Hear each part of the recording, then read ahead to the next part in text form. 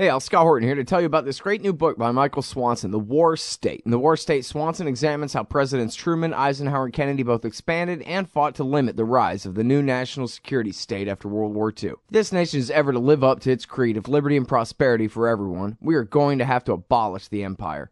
Know your enemy. Get The War State by Michael Swanson. It's available at your local bookstore or at Amazon.com in Kindle or in paperback. Just click the book in the right margin at scotthorton.org or thewarstate.com. All right, you guys, welcome back to the show. I'm Scott Horton. This is my show, The Scott Horton Show. Next up is Dan McAdams. He's the director of the Ron Paul Institute for Peace and Prosperity at ronpaulinstitute.org, and was Ron Paul's foreign policy advisor in his congressional office for a great many years. Thank goodness for that. Welcome back to the show. Dan, how are you doing? Hi, Scott. Thanks for having me on. Yeah, sure thing. Very happy to have you here. And, yeah, it's nice, I think. I'm glad I remembered to say that. I think people will enjoy thinking back on all of the great Ron Paul speeches from the floor of the House of Representatives that they've seen over the years on American foreign policy. And it's good for them to know that you're a major influence behind, at least not that you guide his principles. He knows what he's doing, but you certainly deserve a lot of credit for making sure that he knew what was important and what was going on every day.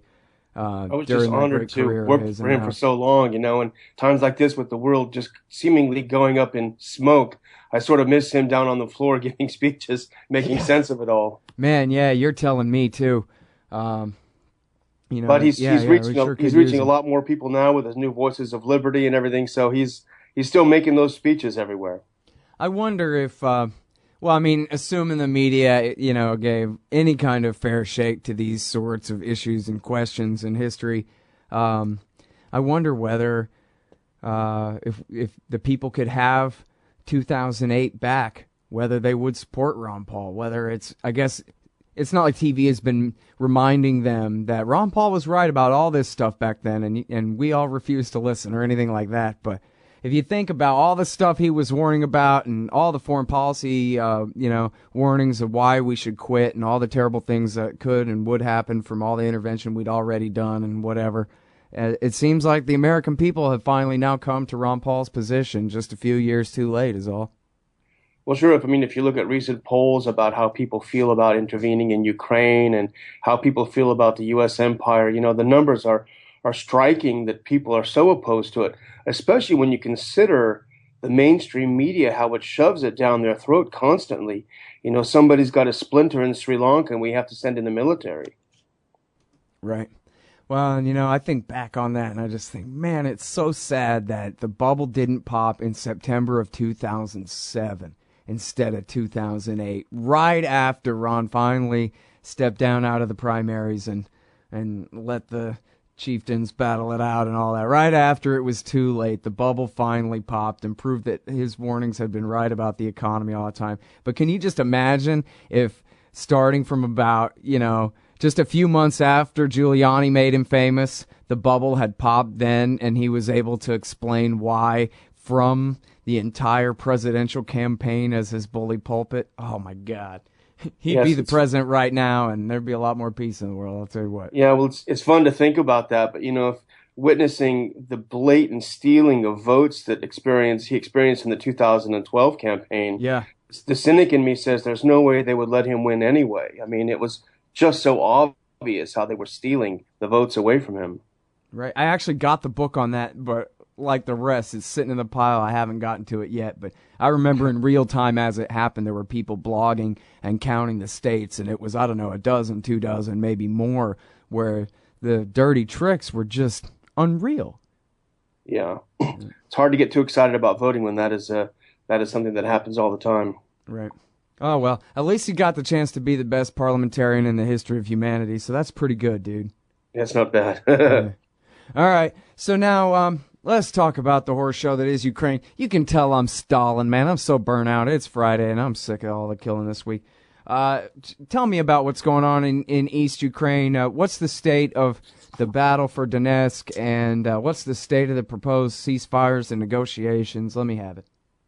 It's funny. I was getting ready to try to write something today, and the thought that keeps crossing my mind is how strange it is that nobody's really talking about Ukraine. Obviously, Gaza is first in a lot of people's minds because it's so right out there in front of us. But it's interesting how the U.S. government seems to have just dropped Ukraine. It had this first feeble attempt to release these very grainy, inconclusive satellite photos. Who knows what they showed? And then that's it. It's strange. It's Well, actually, I got one exception to that, Dan, which was Barbara Starr, the Pentagon spokesperson, posing as a CNN reporter, accusing the Ukrainian government, the Kiev government, of using what they were, classifying as out of bounds medium-range ballistic missiles with 1,000-pound warheads on them, and saying, hey, these can't help but cause indiscriminate casualties, and this was a scandalous thing, as reported by the Pentagon on CNN. I was kind of surprised about that. Yeah, that is interesting. And it obviously, it's funny because the U.S. mantra is de-escalation, de-escalation. But, that's only for one side. Like, this is an enormous escalation. As you point out, half-ton payloads that these bombs can carry. And I think they can go around up to 600 miles. These are massive, massive bombs that are so indiscriminate. If that's not escalation, I don't know what is. But, I know you like to read this blog, and I do too. The Moon of Alabama blog pointed out that if they were able to detect these launches over Ukraine, them meaning the Pentagon and the spooks, then certainly they would have had the ability, they would have had a satellite that was looking over Ukraine 24/7. They would have had the capability. They would have the evidence about this Buk launch against the aircraft, the MH17 aircraft. So it's interesting that on one hand they say we're detecting these launches of these medium-range missiles, but when it comes to the other, they're simply providing nothing. Right. In fact, well, we got a couple of minutes before the break here, and let's talk more about the war on the other side of the break, and let's stick with the plane here for a second. I think I told you before, Dan, the Occam's razor was that the rebels must have shot it down accidentally. They've been being bombed by Kiev from the air, and it makes sense that they screwed up. Maybe they can fire a missile. But, boy, that case has really fallen apart, and it really is starting to, I'll be honest and say, seem to me, like really maybe the more likely explanation is that the Kiev government shot the plane down, and even on purpose. Is that what you think? I'm feeling that way too. I was like you at first, thinking, gosh, it sounds like at the least it's a terrible accident, whoever did it, and this sort of thing. But so many things that keep hitting me in the head that cause me to have doubts about this. What's interesting is, the first OSCE inspector to reach the site is a Ukrainian Canadian, Michael Bocherku, and he did an amazing interview on Canadian television, CBC, where they said, well, what were the first things you saw when you arrived? And he said, there were 2 or 3 pieces of fuselage that were pockmarked. He said, it almost looks like machine gun fire, very strong machine gun fire. And then the interviewer said, well, did you find any examples of missile? He said, we're asked, did we find any examples of any missiles? And he said, no, we haven't. So it is interesting.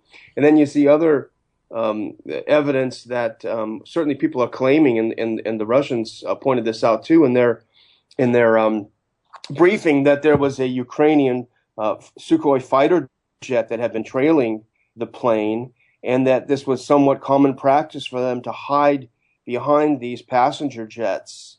So it's very interesting to think about all these different theories that seem to be cropping up, and in the meantime, the U.S. is saying nothing. Yeah. Well, and all importantly here, there was that huge climb down that they did where they called, this was last week, of course, where they called all the different pool reporters together, I guess, the intelligence beat reporters, and climbed down on, all of their major assertions and just said, we don't know. It's also interesting, too, and I don't have it in front of me, but I did note with some interest that the initial headlines out of places like I want to say AP and Reuters were basically what had happened, which is the U.S. intelligence community saying we don't have anything. And then they changed the headlines very quickly to a much more ambiguous and nuanced position shortly thereafter. All right, hold it right there. We got to take this stupid break. We'll be right back with the great Dan McAdams from the Ron Paul Institute for Peace and Prosperity. Hey, Scott Horton here. It's always safe to say that one should keep at least some of your savings in precious metals as a hedge against inflation. And if this economy ever does heat back up and the banks start expanding credit, rising prices could make metals a very profitable bet. Since 1977, Robertson Roberts Brokerage Inc. has been helping people buy and sell gold, silver, platinum, and palladium, and they do it well. They're fast, reliable, and trusted for more than 35 years. And they take Bitcoin. Call Robertson Roberts at 1-800-874-9760 or stop by rrbi.co. All right, y'all, welcome back to the show. I'm Scott Horton. This is my show, The Scott Horton Show. I'm talking with Dan McAdams. He's the director of the Ron Paul Institute for Peace and Prosperity. Yeah, those things have to go together. You get it? All right, yeah. So we're talking about what's going on in East Ukraine. It's hard to always, it's like Star Wars, you know, you're always starting in the middle of a story. You never really find out about the battle that took place right before they got the plans to the Death Star, you know. So here we are. Never mind last fall, and never mind last February, and never mind anything else. Now we're at the beginning of August 2014, and so now what we really need to know is what is the state of the battle for Donetsk in the east, which has declared itself not quite completely independent, but at least autonomous and outside the rule of Kiev for the time being. And there's been a pretty big fight going on there. What can you tell us about the state of the battle and of the proposed ceasefire? Because the American politicians, of course, at least have been talking about winding this thing down, maybe, Dan? Well, they've been talking about it, and so has the Ukrainian government. But what they say when they come over here to the U.S. and what they do when they get back home are often very different things. You know, there was a press conference between Kerry and the foreign minister of Ukraine a couple of days ago, and it was very interesting what Foreign Minister Klimkin said, which it just doesn't comport with reality. He says the Russians are firing over the border at us all the time. Their helicopters are in our airspace, but we have never fired back, of course, in order not to provoke the situation, and first because we're committed to international law. So we never fired back. You know, and so I guess the Russians must have shelled their own border crossings. Well, what's interesting is for all of the U.S. claims, beyond the airplane, the U.S. the big thing is sort of the big let's change the subject for the U.S. last week when they trotted out Marie Harf, their spokesman, was, well, Russia is just getting ready to send over a bunch of heavy weaponry over to Ukraine. We know it's going to happen. And of course, the great reporter Matt Lee from AP said, well, how do you know? And she said, well, can't tell you, social media. But then the UN, Nari Pillay was just said yesterday that the UN has no hard evidence of Russian transfer of any weapons over to Ukraine. So they You're right that they made a huge story out of what was about to happen, though, didn't they? Yeah, they did. Huge. They made a huge story and they captured the headline. Yes. One of the wonderful things about being down here in Texas, Scott, is that I'm right next door to Dr. Paul's studio. And during the break, he popped his head into the office, and we were talking a little bit about what you and I are talking about now. And he said, with these sanctions, it's really funny. The justification for the new round of sanctions all goes back to the early claims that Russia shot down the airplane. And nobody thinks about it now because they just assume that Russia did it because that's what the media pounded in those first few days. But all the new sanctions we're seeing now are all based on something that, as you said earlier, is really flimsy, if not falling apart. And that they've even climbed down from and said, we really should have been more specific before. Yeah, but have some sanctions anyway. Right. Yeah, that's a good point. But now the Germans are saying, here, let's try again. Here's another a deal. Jason Ditz had a good article about this. We talked with him yesterday about they really had tried to take everybody's objections into account on this thing. You could tell it was a real good faith effort of the Germans to put this thing to bed. You think, and I guess Wolf Blitzer is claiming now, so maybe that's how we know it's not true. I don't know, but Wolf Blitzer's saying that Obama and Putin just got off the phone. So yeah, I saw the Kremlin readout of the call. And it said they both agreed that the situation is in neither of countries' interests as it stands now. But of course, that doesn't really tell us much about the specifics, But the German plan, I think, is is yet another indication that the Europeans are nervous. I think they're bullied by the U.S. into following blindly this sort of crazed State Department that it just doesn't seem real to me. But I think they are nervous, and you're seeing. Can you imagine the city of London, how it feels if it will be all of a sudden it'll be cut off from doing business with Russia? I mean, Right. it's just insane. So I think they're trying to do these things without the U.S. involvement, and one can only speculate that the U.S. comes back and is furious and tells them to stop doing it. Right. Yeah, that's the maddening thing. The same thing happened with June 30th or whatever, where the Germans tried to make peace and the Americans told Kiev, "Don't listen to them. Keep pushing." Yeah, and they've gone along, but guess what? Their economies are not in very good shape. Ours are getting rapidly in worse shape.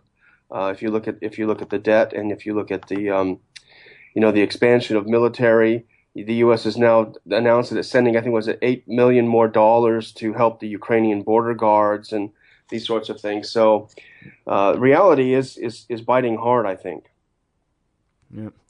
All right, now, yeah, I guess Jason was saying that one of the Americans had a competing plan before, but it required the Russians leaving Crimea. Pfft, yeah, right. That's not even a poison pill. That's just, a stick of dynamite taped to the damn deal. Give me a break. Yeah, it's a way to say that we've tried to do something. It's sort of like Poroshenko saying that we want a ceasefire, we want a ceasefire. Meanwhile, here, have this ballistic missile. Yeah. I mean, it's very, very telling that the government of Ukraine launched a massive offensive in the area of the plane crash immediately after I think the plane was barely on the ground when it launched this massive offensive, and many people were killed. And these things don't just launch overnight, so it had to have been planned, I would guess. A major military offensive would have had to have been planned quite a bit in advance. Yet it started immediately after the plane crashed. Huh. I don't know. It could be a coincidence. I guess back to the plane crash there, and it seems like, again, you said TV changed the subject, so that's good. But for the excuse that they were using it for, I guess it had already served its purpose.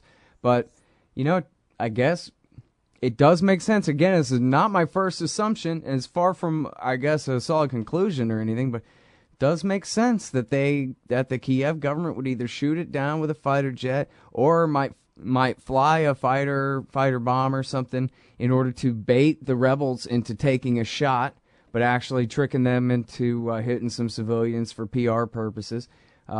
Governments do these things Sure. from time to time.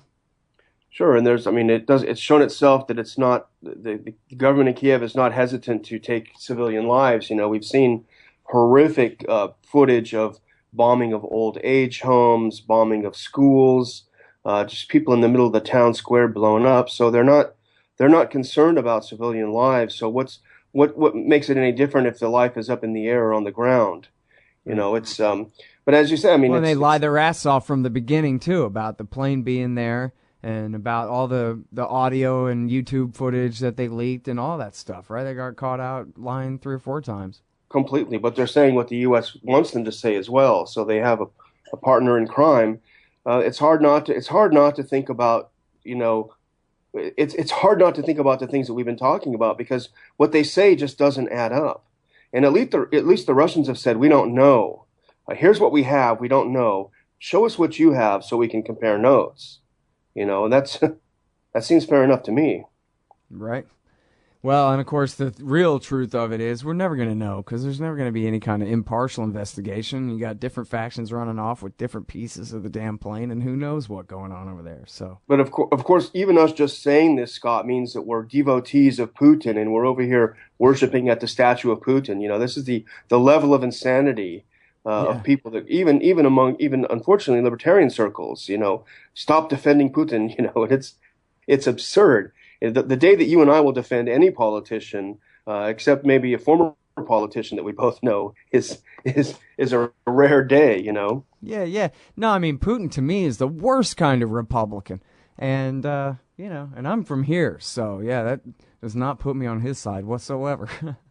Yeah, I mean, but we know what the drumbeat to war sounds like. We've seen this movie before, and we have to struggle to fight the propaganda that leads to war. It's not enough to be anti-war. You have to be anti the propaganda that leads to war. You know, it's funny because they lie to us.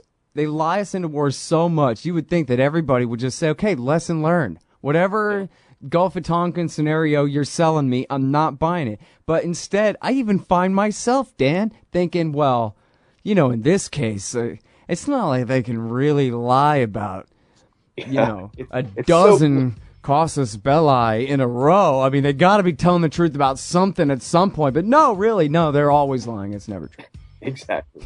It's incredible, That's how I deal with my own cognitive dissonance. I try to cut even Obama slack, and then, he's a liar. Him and John Kerry, the worst. Well, thanks so much for your time, Dan. It's great to talk to you again. Thank you, Scott. All right, that's Dan McAdams, everybody. He's got a great stable of writers over there at the RonPaulInstitute.org.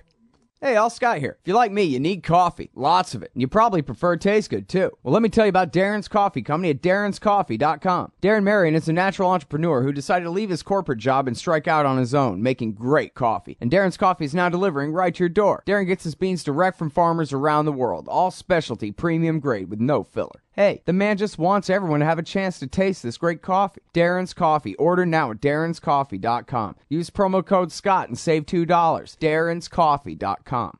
Hey, all, Scott Horton here for the Council for the National Interest at councilforthenationalinterest.org. Are you sick of the neocons and the Israel lobby pretending as though they've earned some kind of monopoly on foreign policy wisdom in Washington, D.C.? These peanut clowns who've never been right about anything? Well, the Council for the National Interest is pushing back and telling the lobby to go take a hike. The empire's bad enough without the neocons making it all about the interests of a foreign state. Help CNI promote peace. Visit their site at councilforthenationalinterest.org and click Donate under About Us at the top of the page. Hey, all, Scott here. First, I want to take a second to thank all the show's listeners, sponsors, and supporters for helping make the show what it is. I literally couldn't do it without you. And now I want to tell you about the newest way to help support the show. Whenever you shop at Amazon.com, stop by ScottHorton.org first, and just click the Amazon logo on the right side of the page. That way, the show will get a kickback from Amazon's end of the sale. It won't cost you an extra cent. And it's not just books. Amazon.com sells just about everything in the world, except cars, I think. So whatever you need, they've got it. Just click the Amazon logo on the right side of the page at ScottHorton.org or go to ScottHorton.org/Amazon.